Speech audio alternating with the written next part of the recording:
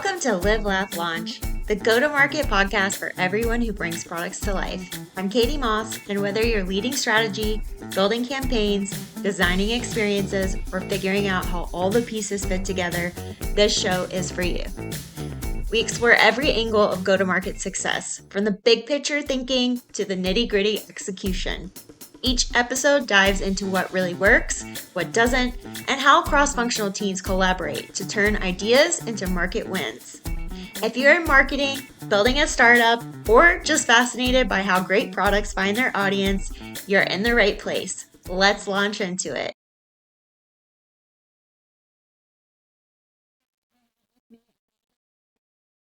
Amanda has over 25 years of experience in brand, digital, and performance marketing. She is Chief Marketing Officer and Chief Revenue Officer of TrueDialog, and she leads brand direction and marketing strategy to increase company awareness and to grow and capture product demand. So welcome to the show, Amanda. Thank you. Both CMO and CRO titles together is kind of crazy. It is. I know. How's that going for you? It's going really well, actually. You know, coming up in marketing, I had seen a lot of sales leaders end up owning marketing. And to be honest, a little bit confused by that because I feel like marketing is such a technical discipline at times and, you know, sort of maybe confused as to how a CRO could understand and manage marketing to full capacity. And performance. So I never really understood that. But as a CMO, having worked around sales and with sales teams for 20 years, rolling out sales training, working with upper funnel sales teams to pass off leads, I felt like the CRO role, I did not have the title, but the work was very familiar to me. The work is not new. So yeah, it was really exciting to step from marketing into sales and kind of see that through. And so far, it's been going well. Yeah, that's super interesting to me. But I know you've taken several companies from unknown to market leaders. Walk us through your go-to-market playbook. What do your first 90 days as a marketing leader look like when you're bringing a new product to market? Yeah. So I'm going to break that question into two. So what does my first 90 days look like with any company? It really is a lot of intake. I'm looking for what is in place. I'm looking for assets, narratives, storylines, teams, capabilities, technology stack. I'm really doing an assessment and an intake of what is the current situation. And then I know what I have to work with, right? What are we working with and what can we leverage? What's being overutilized, underutilized? Where can we build? Where are the holes? So that's generally the first 90 days. It's not always that exciting. It really is sort of just plain and simple taking stock. I'm taking stock of it all. And then when I bring a new product to launch, I'm looking at kind of those same things, but what do we need to go build, right? What is the product? Who is it for? When you're bringing a new product to launch, you're generally starting from scratch around all the assets, the narratives. So sometimes those things happen at the same time, right? It's the first 90 days and a product launch. And sometimes they're different. Yeah, for sure. They happen to me a lot as a product marketer, as you can imagine. Yeah. I'd be interested in what your first, or, you know, what you do when you take a product to launch. So taking stock is definitely important for me as well. The first thing I want to make sure is that we have a document in place that gets everyone on the same page. So do we have messaging around this product, positioning, who's our ICP, you know, what are our goals for this launch, who are the key stakeholders, you know, so we have all those things kind of contained in one place, especially as a consultant coming into companies with launches often very quickly. This company I'm working with now started off with a 2-week launch, which is crazy. That is fast. So just gathering all those materials, just as you said, you know, taking stock, I think is important in any new role or any product launch. So it's definitely, things are definitely connected and have things in common.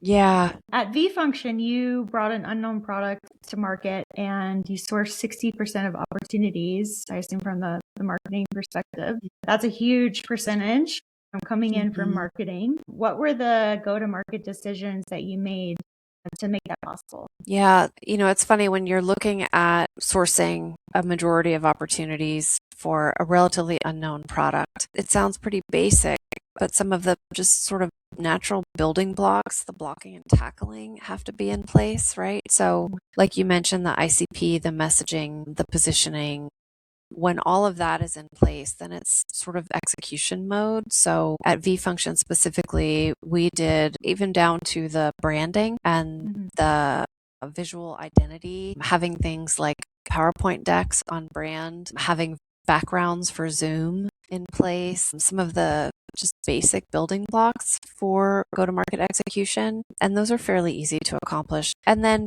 building out the marketing mix. So understanding, are we doing email marketing, social media marketing, PR, third-party marketing? Are we doing webinars in-house? Are we doing webinars with third-party?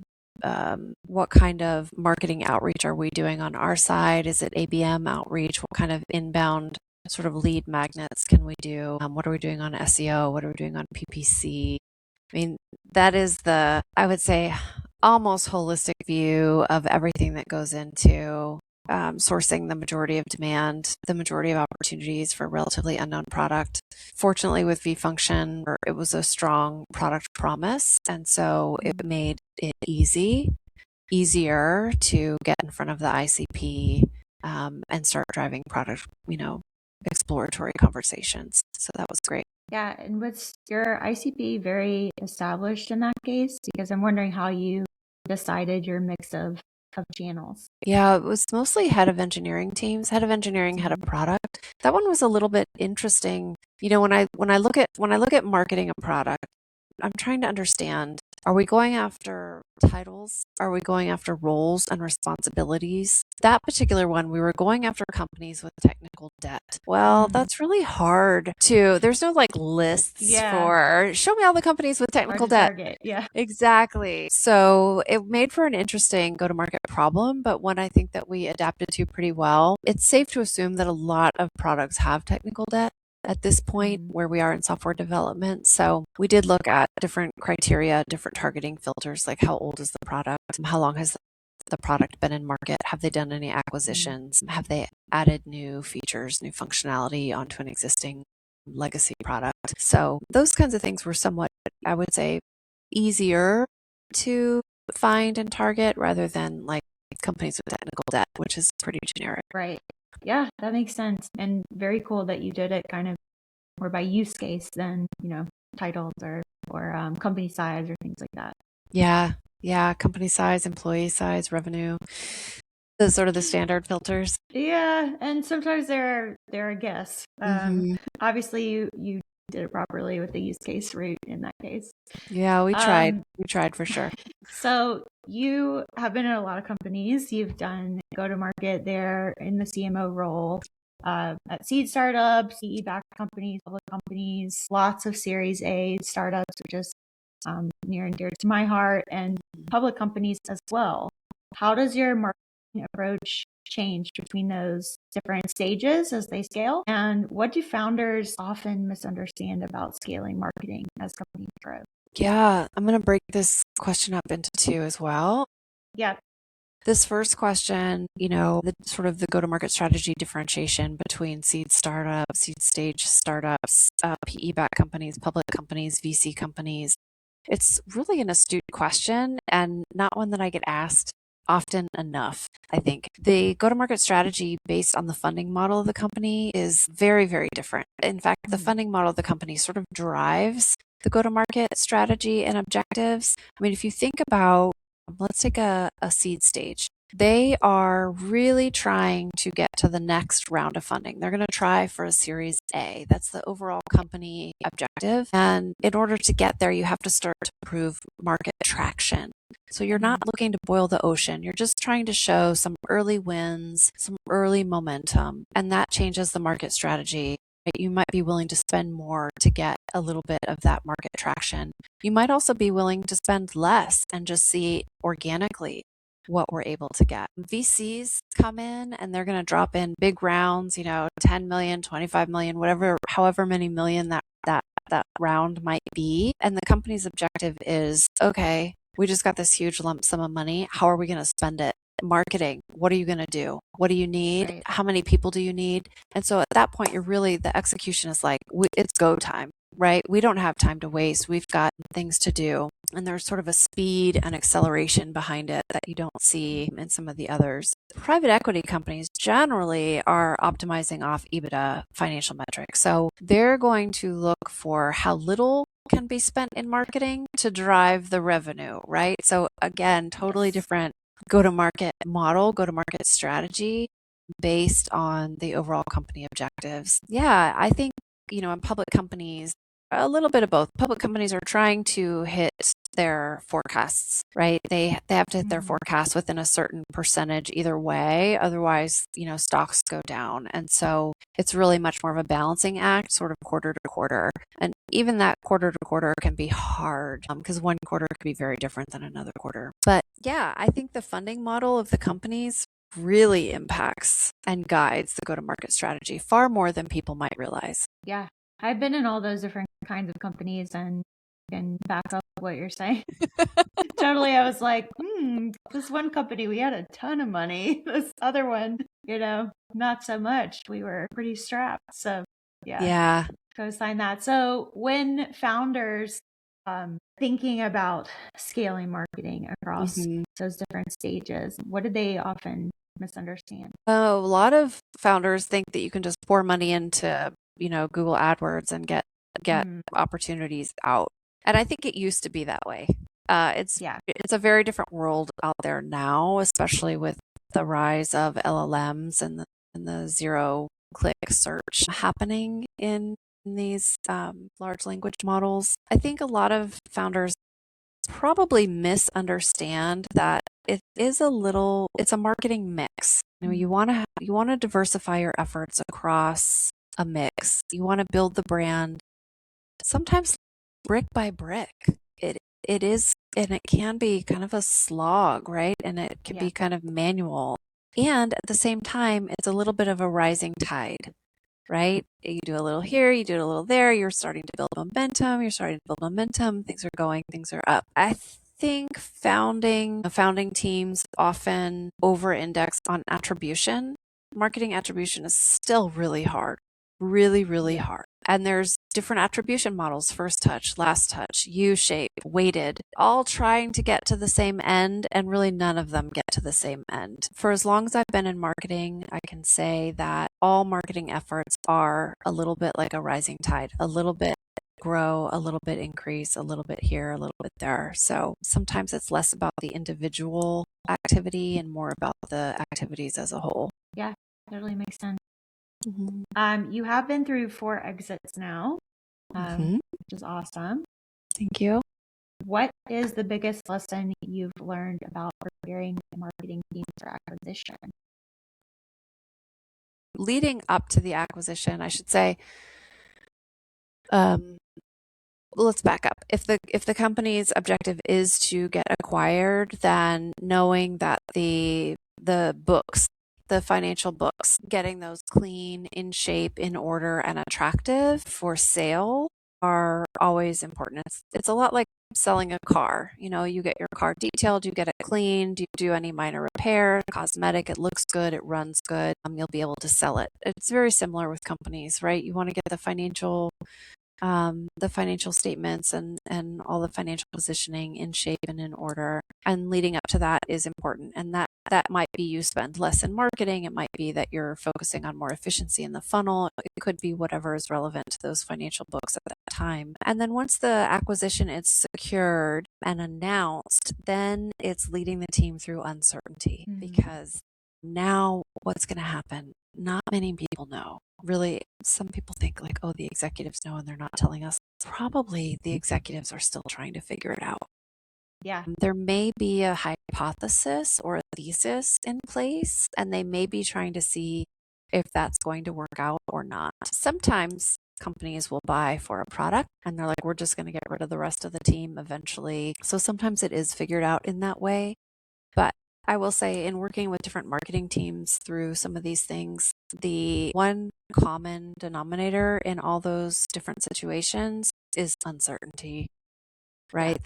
the leading through the uncertainty. And so leading through uncertainty to me is all about celebrating small wins, like just putting one foot in front of the other, like day by day. Let's just do the next right thing. Let's mobilize. Let's try not to get stagnant. I was once at a company. They were announcing a reorg, and they announced the reorg a month, maybe 5 weeks before the reorg was made official. What everyone did was just stop. They just stopped. They just stopped working. They stopped working on all the projects. They were like, I don't know if I'm going to even be in this org or if I'm going to be moved on to another project. So progress and production just really came to a halt, which is what I would say not to do. I think leading teams through acquisition really is about just trying to stay mobile, trying to do the next best thing, celebrating those small wins as they come, and knowing everything will work out in the end. Yeah. Just saw your dog. Hi, dog. Yeah.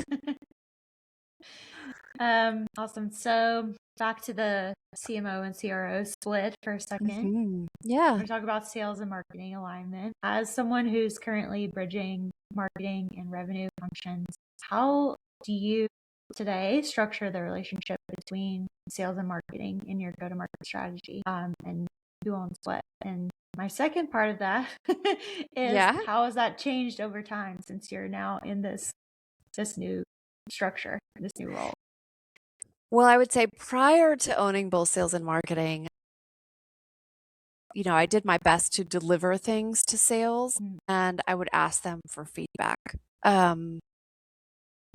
That could be marketing programs. It could be, new collateral, case studies, webinar, whatever it might be. And then I would sort of wait to hear from them on what were they hearing in the market. Tools like call recording tools, like we use a tool called Jiminy right now, but like Gong and some of the other call recording tools, Zoom even, have opened the door to getting real market feedback. So I rely less on, I do want my sales team's opinions, of course, but oftentimes it might be a data point of one, or it might be a small trend. These call recording tools have just really opened up analysis and patterns in new ways. So that's been a lot of fun for me. Once I sort of bridged the gap between sales and marketing, the idea of first team, are you familiar with first team?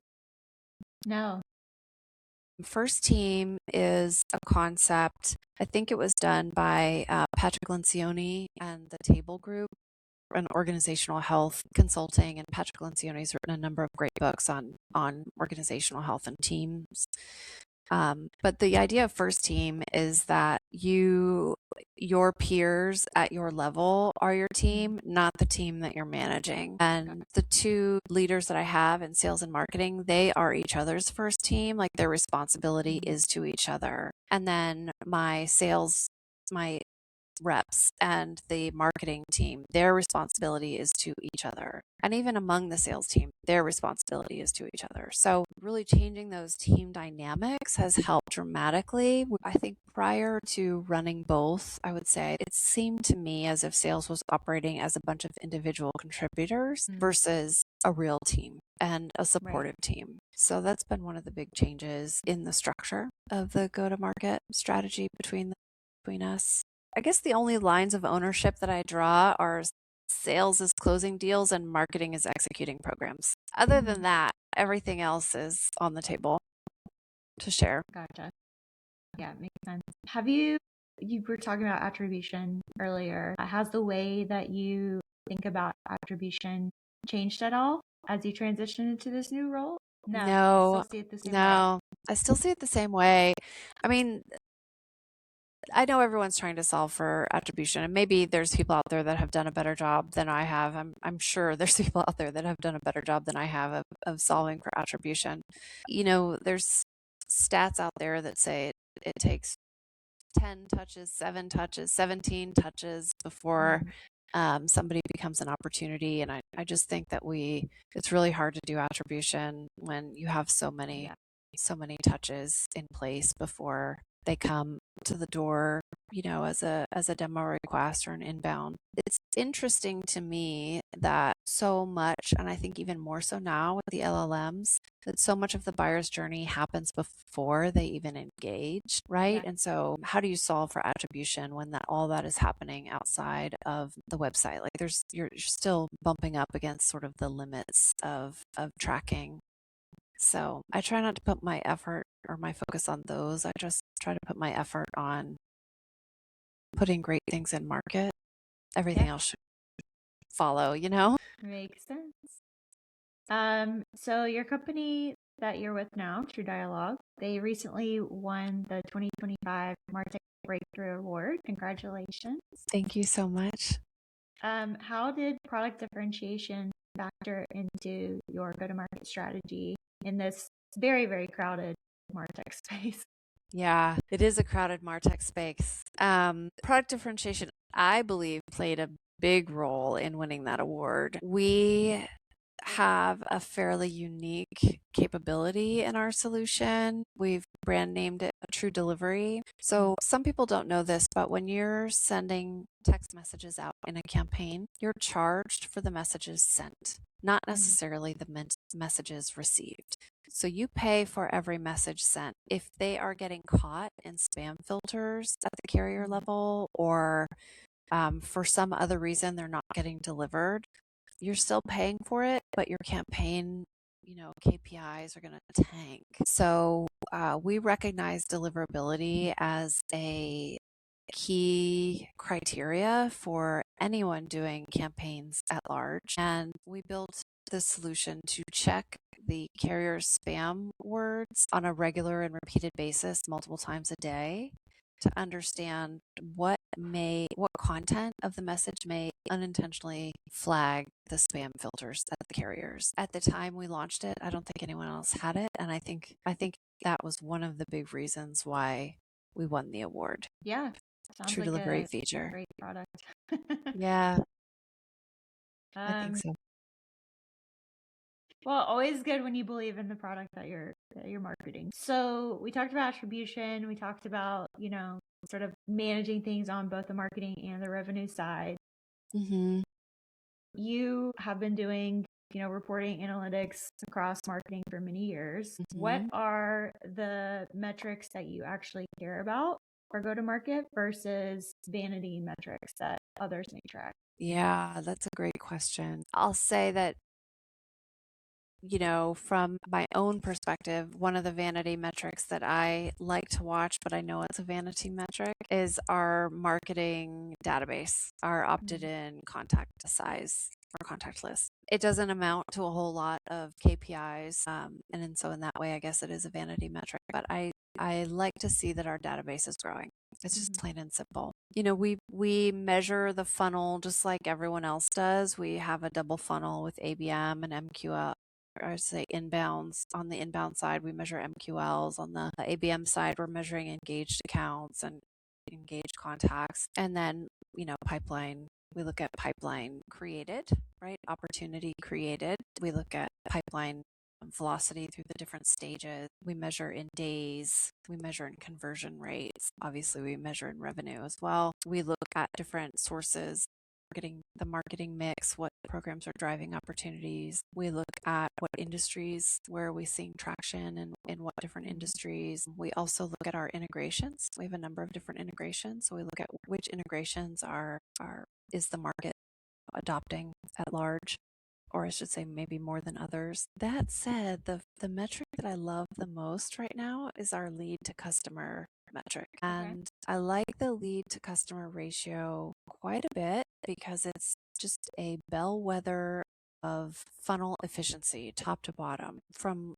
lead all the way through to customer. It's just a really great indicator of how efficient are we in our funnel, in our combined sales and marketing funnel. So it's the one I'm watching closely right now. Yeah, it makes sense. And are you also doing ongoing like win-loss tracking as part of that? We do. Yeah, we do. We look at win-loss. I just presented to the board and we did a big win-loss analysis on why we're winning deals and why we're losing deals. So yeah, that's a key. The win-loss is a key thing. We do it every quarter, the end of every quarter, to understand where, how are we, why did we lose deals last quarter, and are we losing deals for the same reason this quarter or different reasons this quarter? So very important. As long as the data you're getting in is trustworthy, clean. Yeah. solid data. Right? Yeah, absolutely. All right. What go-to-market trends are you seeing work right now that weren't working 2 to 3 years ago? That weren't working 2 to 3 years ago. I think what I'm seeing work now is actually sort of full circle for what I used to see working when I started my career. Back then, we did a lot of PR for SEO, and now I see that we're doing a lot of PR for the answer engines, the LLMs, the generative engine optimization. That's been fun to see. Like, oh, listicles. I remember these. We used to do these a lot. But they're back. So that's been fun. It's been fun to sort of revive some old strategies and tactics, pulling them out of the depths and putting them back to use. So, what do you think is overhyped today in terms of go-to-market tactics? I am not loving personally. Maybe it works, but I don't love the LinkedIn auto bot engagement. Yeah, as someone who has tested it, I can tell you it doesn't work. At least It doesn't didn't work when we tried it. Yeah. It's very oversaturated for sure. Yeah. And I think it's taking what used to be like a really great high quality channel and sort of degrading that quality. But I mean, maybe it works. I don't know that I'll use it, at least in its current form, anytime soon. It just seems to lack a little bit of substance, and maybe there's a way. Maybe there's a way to get it done that I just don't know yet. Yeah. But yeah, probably I think depends that's a kind lot of on the product and offering and things like that too. But yeah. I'm a blocker personally. I will just block people and things. Yeah. Doesn't work on me. So that is the end of my questions. Is there anything else that you wanted to talk about or wanted everyone to know before we close shop here? I'll just say, your podcast is Live, Laugh, Launch, and it's the product marketing sort of context. I am really excited about what's about to happen in the SMS category, which is the launch of RCS. And RCS is, I think of it like when email first got HTML emails and brands were like, ooh, we can do all kinds of newsletter layouts and call to actions. We can even embed like polls and things. It really opened up email as a channel. I think RCS is very much like that for the text messaging channel.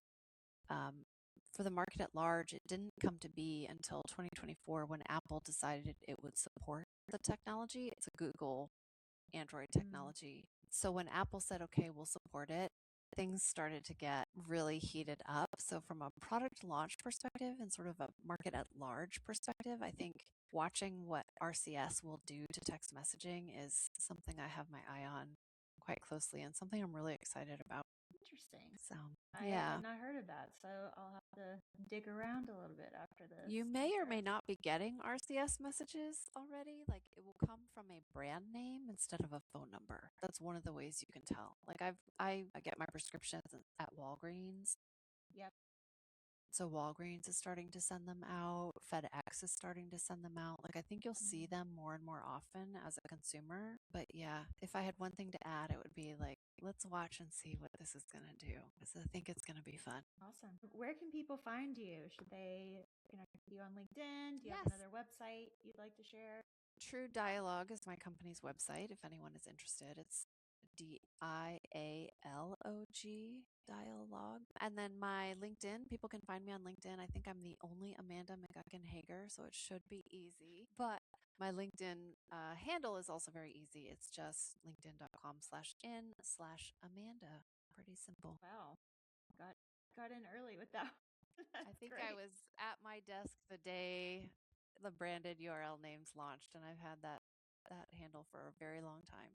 Very cool. Yeah. All right. Well, thank you so much, Amanda. It has been an absolute pleasure chatting with you. Thank you so much, Katie. It's been great. Thank you. It's been fun. Thanks, everyone. Bye.